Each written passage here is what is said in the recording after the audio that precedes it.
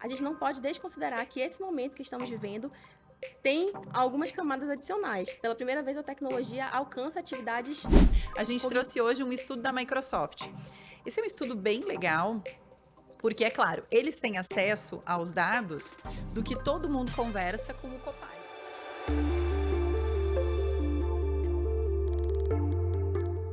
Olá, tudo bem com vocês? Sejam muito bem-vindos a mais um episódio do Generativas. Aqui a gente fala de tecnologia, de inteligência artificial, porém com uma pegada mais acadêmica e descomplicada. O meu nome é Juliana Campagnoli Eu sou a Carla Marcolin. e hoje a gente vai falar sobre o quê, Carlinha? Será que a IA vai roubar o meu emprego? Hoje a gente vai falar sobre IA e o futuro do trabalho. Exatamente. E a gente percebe que, de um lado, a gente tem grandes promessas no sentido de um futuro com mais tempo livre, produtividade sem precedentes, mas, por outro, há também o receio do desemprego em massa, do aumento das desigualdades. E aí a gente fica aquela grande questão: será que a gente está preparado para isso? E a gente vem escutando aí muito uma frase se disseminar como um certo consolo, né? A IA não vai substituir você, mas alguém que saiba usar a IA para se destacar pode sim te substituir. E a gente precisa pensar que essa frase envolve algumas camadas a mais que a gente precisa aprofundar e colocar assim na mesa. A gente sabe que tem muita gente lucrando com IA e às vezes deixando de falar sobre aspectos importantes. E um deles é que, por mais que a Revolução Industrial, a internet, outras situações aí de transformação tenham sim extinguido postos de trabalho, e ao mesmo tempo também gerar essa resistência, ruptura e aumento de desigualdades, a gente não pode desconsiderar que esse momento que estamos vivendo tem algumas camadas adicionais. Pela primeira vez, a tecnologia alcança atividades cognitivas, o nosso intelecto e até mesmo a nossa criatividade. E também a gente não pode desconsiderar o fator tempo, né? Tudo isso acontecendo numa velocidade exponencial. E naturalmente fica um pouco mais difícil. Vamos trazer isso em números agora. Segundo o último relatório do Future of Jobs do Fórum Econômico Mundial, 70 milhões de novos postos de trabalho serão criados até 2030. Porém, ao mesmo tempo, 92 milhões de postos de trabalho também serão extintos. E por mais que a gente veja aí um saldo positivo, o que teoricamente é muito bom, a gente precisa perceber que não necessariamente esses postos de trabalho vão ser para as mesmas pessoas. E por que eu falo isso? Porque a secretária que foi ali substituída por um assistente virtual não necessariamente vai aprender de uma hora para outra a machine learning, a ser cientista de dados, enfim. Há um abismo de competências que devem sim ser consideradas e que a gente precisa pensar, né, Carlinha? Isso aí, Ju. Então, tendo em vista esse panorama e esse medo, e acho que isso é uma coisa que também acontece contigo, Ju, quando tu vai para dar palestra, aula, curso, as pessoas costumam perguntar muito pra gente, né? Será que eu ainda vou ter emprego? Será que a IA vai tirar meu emprego? Os estudantes da universidade perguntam: será que quando eu me formar, daqui a 2, 3, 4 anos, essa profissão ainda vai existir? E eu acho que essa não é uma reflexão ilógica e não é uma reflexão que a gente tem que guardar de lado e falar: não, não se preocupe, alguma coisa vai acontecer na economia e todo mundo vai se adequar e vai ter emprego para todo mundo. Não necessariamente. Mas para a gente falar sobre isso com um pouco mais de propriedade, que é bastante da nossa ideia aqui, da consistência, e não só falar de empirismo, de achismo, mas da consistência e evidência para a discussão, a gente trouxe hoje um estudo da Microsoft. Esse é um estudo bem legal, porque, é claro, eles têm acesso aos dados do que todo mundo conversa com o Copilot, que é a IA da Microsoft. Eles pegaram 200 mil interações de usuários com o Copilot para, a partir dessas interações, tentar entender: será que o que as pessoas estão perguntando representa algum trabalho que pode estar em risco de ser extinto? Porque antes as pessoas tinham que perguntar para um ser humano e agora as pessoas estão perguntando para a IA. Então, estruturando essas 200 mil interações, o que, que eles fizeram? Eles combinaram, é claro, isso é um estudo que só vale para os Estados Unidos. Vamos deixar isso bem claro. É um estudo que foi feito na realidade americana, com uma lista de ocupações americanas, mas é bem interessante porque nos dá muita base para falar sobre a relação de IA e emprego. Eles pegaram essas 200 mil interações e pegaram uma lista que existe nos Estados Unidos de o que consiste uma profissão. Lá eles têm listas de tarefas que consistem o fazer de uma profissão. Por quê? Qualquer que seja a sua profissão, você tem uma lista de tarefas que cumpre que é bastante similar a outras pessoas que exercem a mesma profissão de você. Então, essa foi a ideia da Microsoft, tentar entender essa lista de tarefas e contrastar com essas 200 mil interações dos usuários. Puxa, 200 mil é muita coisa, é muita interação, a gente consegue ter uma noção.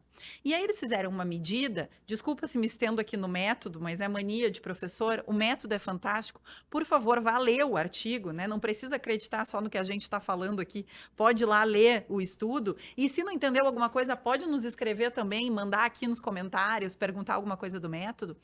Eles fizeram uma junção dos dados de tarefa com os pedidos, os prompts do usuário, e mediram isso com 3 dimensões: a frequência, o quanto aquele pedido a IA conseguia concluir a tarefa e o escopo da tarefa. Então, foram 3 medidas matemáticas, né, ponderadas, cada uma dessas coisas tinha um peso, colocaram uma equação matemática para ter mais objetividade na hora de medir. E, com isso, eles conseguiram entender quais eram os principais pedidos das pessoas, quais eram as principais entregas da IA, que não necessariamente é a mesma coisa. Você que já usou IA sabe disso. Você pede A e às vezes ela te entrega B. E olharam para esse par de relação, objetivo do usuário e pedido da IA, contrastando com as tarefas das profissões. Aí, assim, eu sei o que você mais quer escutar, eu sei o que a Ju está esperando para escutar. Afinal de contas, qual foi a profissão que eles descobriram e eles fizeram uma tabela com as profissões que mais poderiam ser substituídas pela IA, porque são profissões que tanto as pessoas pedem muito por tarefas daquela profissão, quanto a IA tem capacidade de entregar conclusões daquelas tarefas. E isso, o estudo revela algo que a nossa intuição já nos revela. As profissões mais cognitivas, no sentido de coleta de informação, resumo de informação, escrita de texto, são as profissões que podem ser mais substituídas.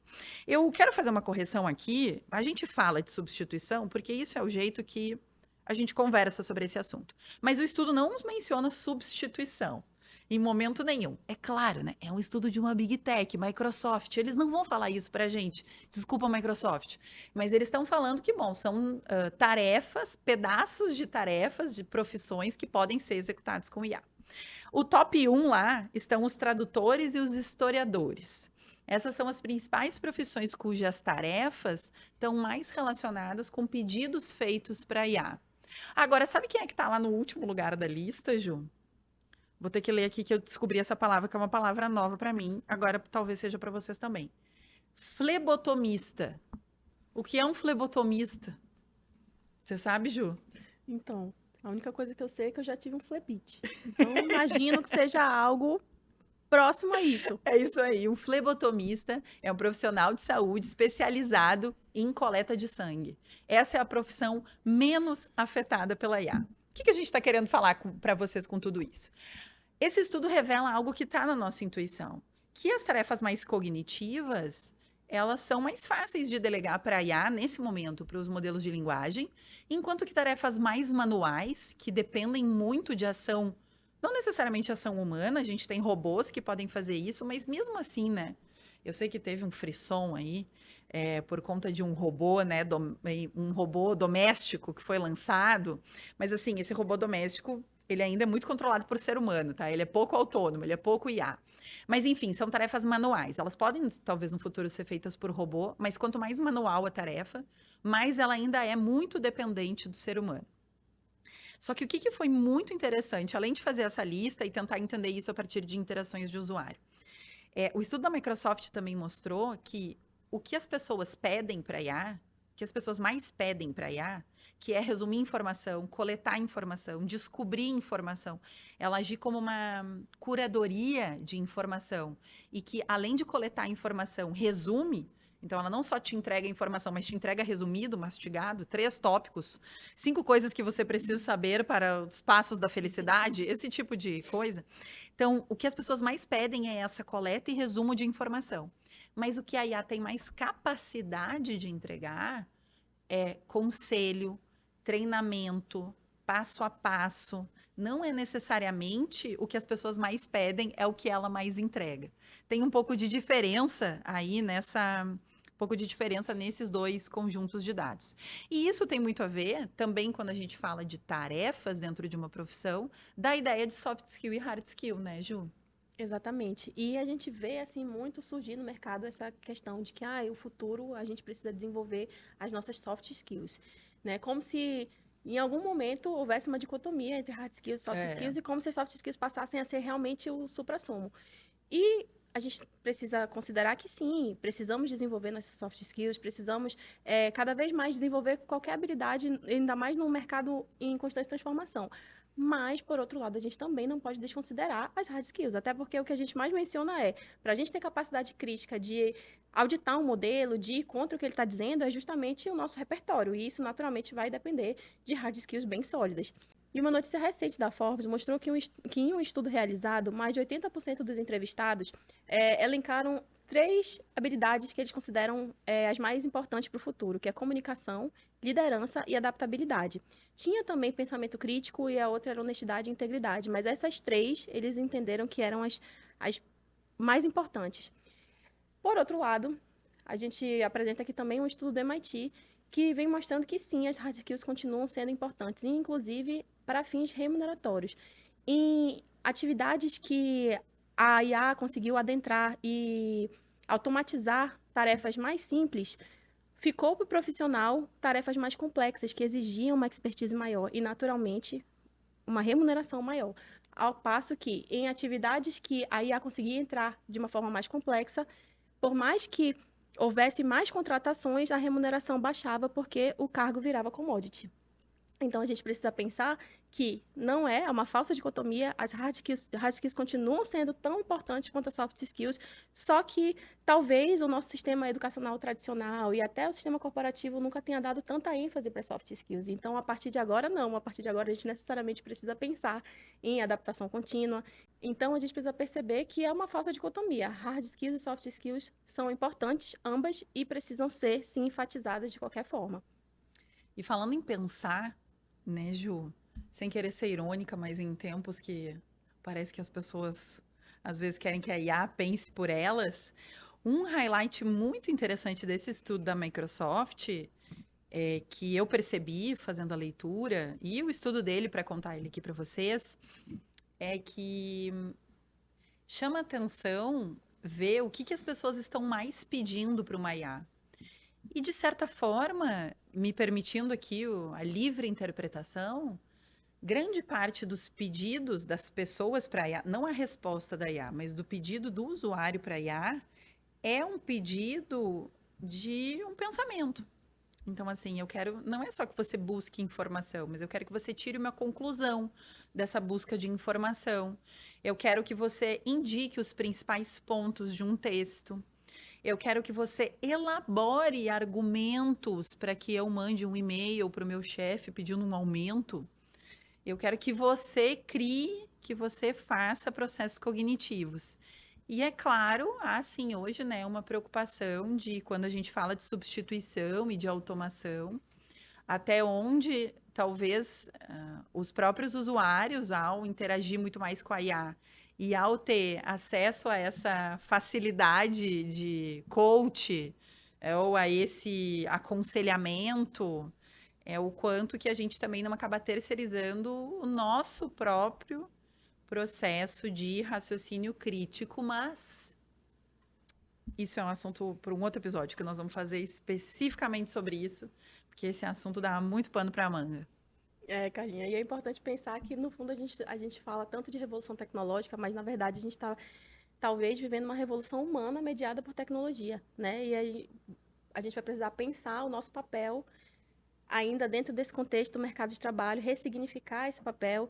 E se antes o nosso maior desafio era operar as máquinas, hoje é coexistir com máquinas que aprendem. Isso. Então, a gente tem alguns desafios e o que é irônico com certeza, é uma falsa dicotomia, precisamos ter hard skills, soft skills, mas, naturalmente, ainda as soft skills são realmente ainda o que nos diferencia da máquina. Então, a gente precisa, sim, investir muito nelas.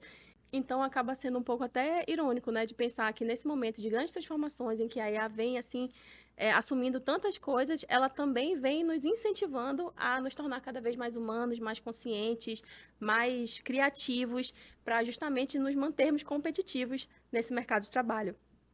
E especificamente do mercado de trabalho, que é o nosso assunto aqui hoje, acho que vale também fazer um highlight em relação à posição de quem está tomando as decisões dentro das organizações. Porque é claro que há um elemento individual da IA. Teve um estudo do MIT que demonstrou que 95% dos pilotos de IA generativa estavam dando errado dentro das empresas. E é bacana ler o estudo porque eles falam assim, poxa, parece que a IA melhora tanto a produtividade individual, e por que ela não está conseguindo fazer isso de forma organizacional, de forma coletiva? E o Ethan Mollick tem um livro que ficou bem famoso há um tempo atrás, que se chama eu acho que é Cointeligência. Cointeligência. A gente vai deixar a referência aqui para vocês. E ele fala que muitas vezes as pessoas têm medo de falar que estão usando IA para fazer alguma coisa, porque de repente um superior pode olhar para aquilo e falar: bom, se a IA está fazendo esse seu trabalho, então eu não preciso de você. Eu só preciso da IA. A gente tem relato também de diretor de empresa, de CEO, falando que você precisa justificar por que contratar um ser humano para uma determinada vaga de trabalho na sua equipe, por exemplo. Por que que uma IA não consegue fazer aquele trabalho que você está precisando ou está querendo abrir uma vaga de contratação? Assim, a gente tem extremos de todos os lados. Então, muitas vezes há um contraste entre o que eu consigo fazer sozinho com a IA, a produtividade que ela me dá no meu trabalho em relação às minhas tarefas e o quanto isso fica aparente para a organização, fica aparente para o gestor, é realmente um ganho organizacional de desempenho, ou o quanto também alguns gestores, e isso é uma coisa que a gente viu ao longo desse ano, ficam muito animados com a possibilidade da IA de cortar custos expressivos nas organizações, porque a gente sabe que um grande custo da empresa é o ser humano.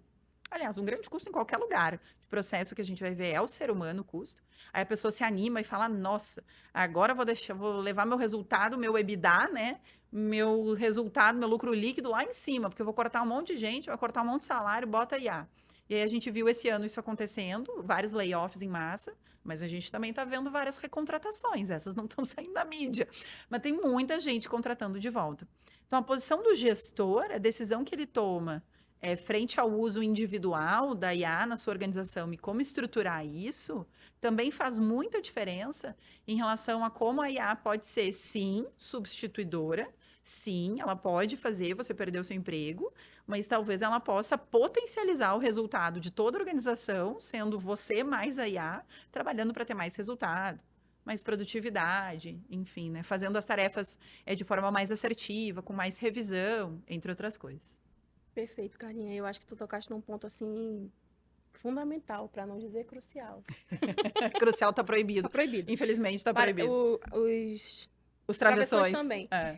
Mas justamente porque a gente precisa levar isso em consideração, quem está ali na tomada de decisão realmente vai fazer essa diferença, e nem sempre quem está na tomada de decisão está preocupado com esse desemprego aí em massa, né? E aí, assim, trazendo de uma forma bem simples, a gente sabe que então o caso não é assim pensar que é humano versus máquina, mas que quando o humano aliado à máquina, sim, a gente vai ter uma inteligência aumentada e uma potencialização daquela atividade, uma maior eficiência. Mas me veio à mente um caso de um restaurante, se eu não me engano, é na Espanha. Depois a gente coloca aqui no card a referência, que eles criaram 30 receitas novas, incluíram no cardápio 30 receitas novas com o auxílio da inteligência artificial, justamente porque os algoritmos ali auxiliavam a detectar ingredientes que combinavam mais, a diminuir desperdícios. E é um restaurante tradicional, com estrela Michelin, muito positivo. Por outro lado, um outro restaurante, já, se eu não me engano, é em Chicago, também vamos deixar a referência aqui, ele já simplesmente substituiu os chefes por IA.